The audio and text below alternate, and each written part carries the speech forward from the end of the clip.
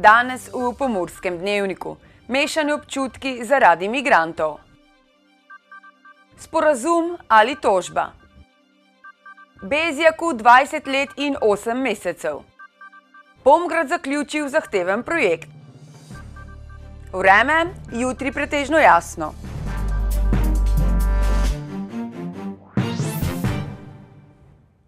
Gledalke in gledalci, pozdravljeni v Pomurskem dnevniku.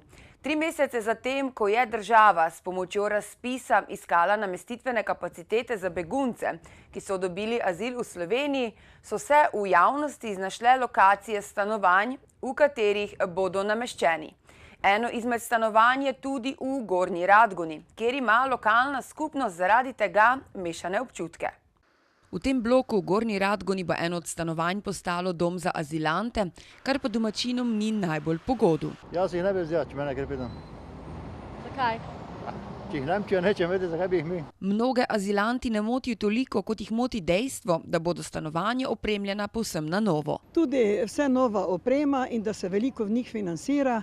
Pri nas so pa pač ljudje, marsikatera družina na robu preživetja in se jim ne nudi toliko pomoči. Naši ljudi je toliko, ker imajo komaj dati do te postele, če bi imeli jih slučajno.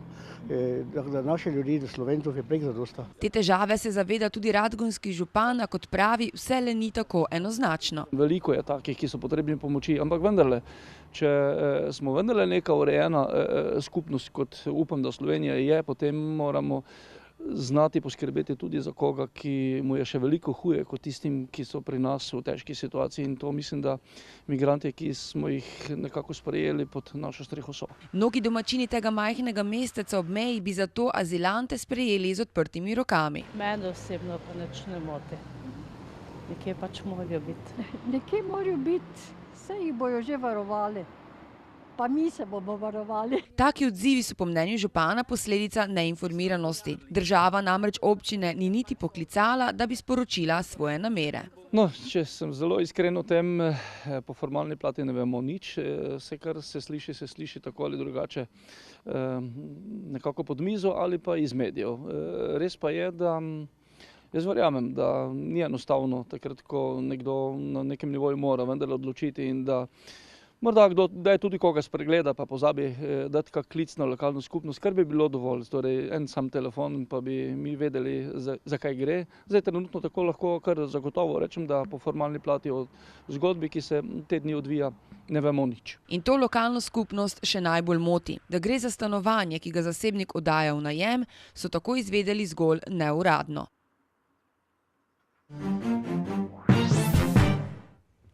Po zadnjih statističnih podatkih se v Pomurju na vsako 3. sklenjeno zakonsko zvezo zgodi ena razveza.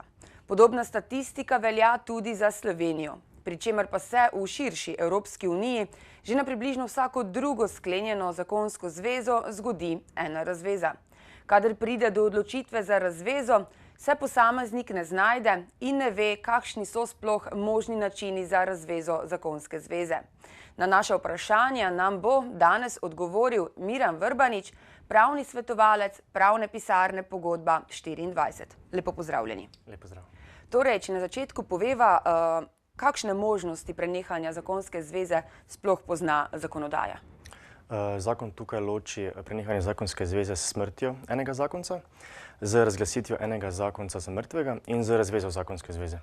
Zdaj, če se osredotočim na razvezo zakonske zveze, tukaj zakonodaja pozna predlog za sporazumno razvezo zakonske zveze in tožbo za razvezo zakonske zveze. Pa mogoče lahko pojasnite razliko med postopkoma teh dveh razvez? Seveda. Vkolikor se partnera ne dogovorita za sporazumno razvezo zakonske zveze oziroma vkolikor se en izmed partnerjev ne strinja za razvezo, to pomeni le, da razveza ne bo mogoče doseči sporazumno in bo za njo potrebno vložiti tožbo. Pa obstajajo mogoče pravno upravičljivi razlogi za razvezo zakonske zveze?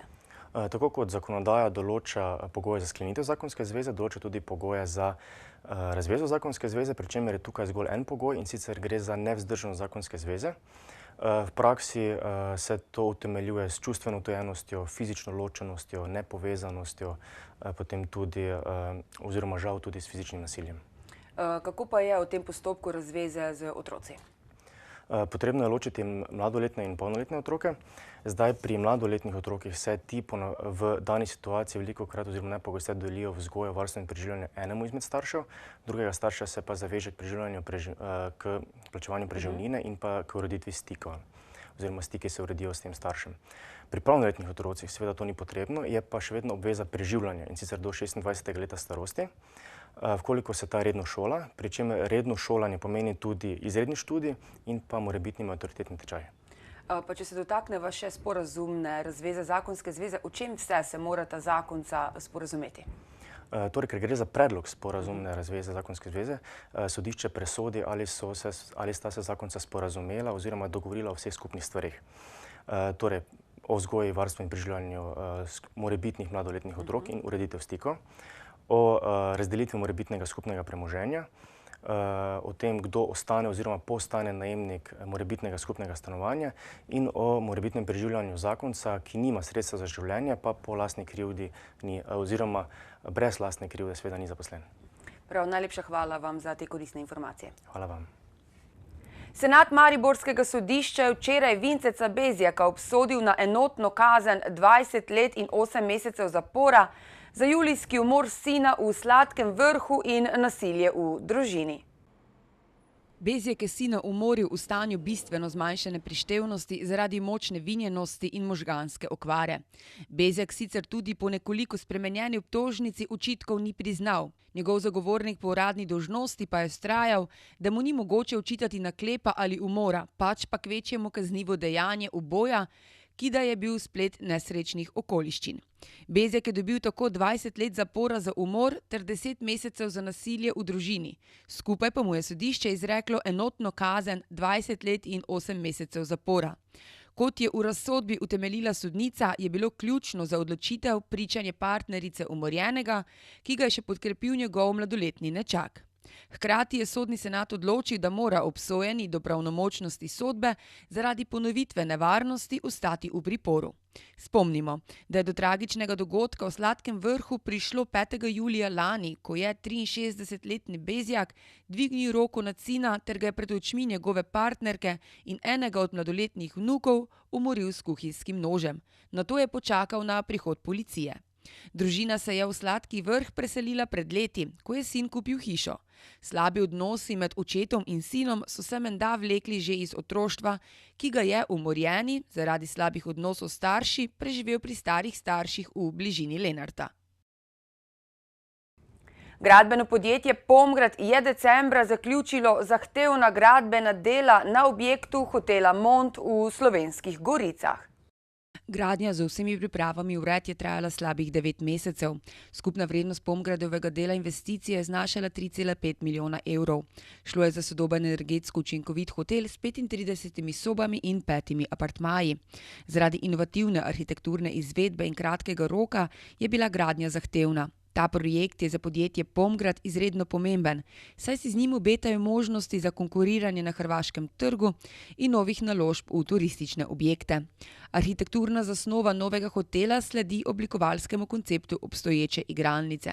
Enostavna, krožna, tlorisna zasnova hotela je racionalno zasnovana. Atraktivni videz stavbe je dosežen z dinamično oblikovanostjo hotelskih teras, ki se v enakomernem zamiku vrtijo okrog osnovnega krožnega jedra. Uporabljeni so primarni materiali, kot so beton, jeklo in steklo. Krožna oblikovanost hotela omogoča centralno lego komunikacijskega jedra in s tem zmanjšuje površine namenjene komunikacijam. V pritličju je kongresna dvorana, bar, v povezovalnem hodniku restavracija, v 4. nadstropju pa se nahaja hotelski wellness. V Sloveniji je bilo decembra prvič registriranih 5106 osebnih in lahkih gospodarskih vozil, kar je 21,20% več kot decembra 2015.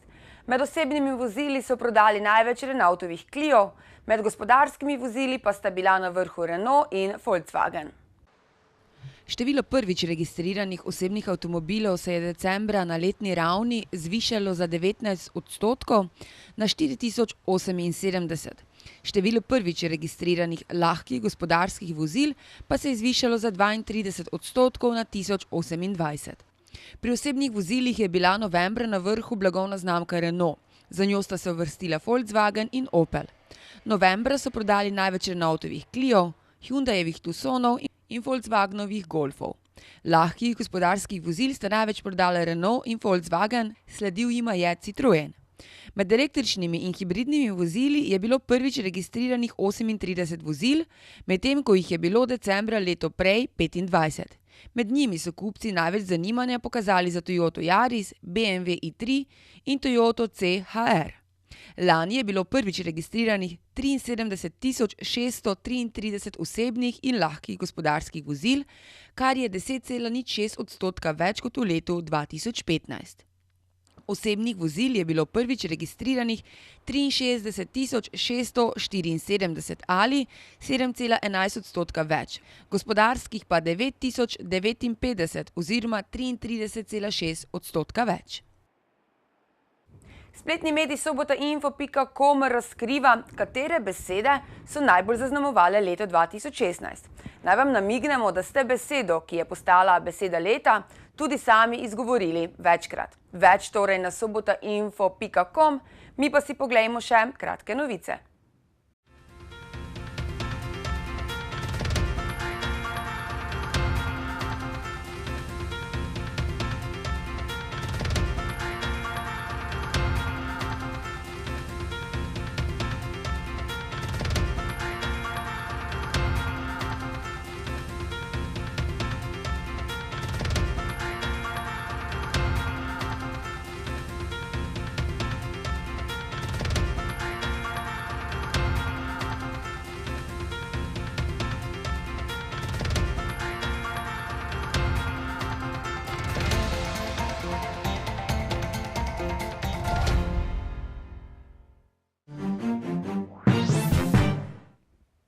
Jutri bo pretežno jasno, proti večeru se bo od severozahoda navlekla razmeroma tanka slojasta oblačnost, več pa v nadaljevanju.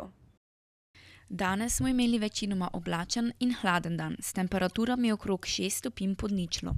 Opoldne ste v Krajinskem parku Goričku namerili 6 stopinj pod lediščem, v Lendavi, Murski Soboti in v Radencih pa 4 stopinje pod ničlo. Jutri bo pretežno jasno. Burja na Primorskem bo dopoldne postopoma ponehala. Proti večeru se bo od severozahoda navlekla razmeroma tanka slojasta oblačnost. Najnižje jutranje temperature v vzhodni Sloveniji se bodo v Murski Soboti in v Mariboru gibale okrog 14 stopinj pod ničlo. Dnevne pa se bodo ustavile pri 4 stopinjah pod lediščem. V četrtek bo zapihal jugozahodni veter, mraz bo popuščal. Od zahoda bo oblačnost naraščala, predvsem na Primorskem in Notranjskem bodo proti večeru že rahle padavine. V petek bo oblačno z občasnimi padavinami, ki jih bo manj v severovzhodni Sloveniji. Po nižinah v notranjosti Slovenije bo sprva večinoma deževalo. Čez dan pa bo dež večinoma prešel v sneg.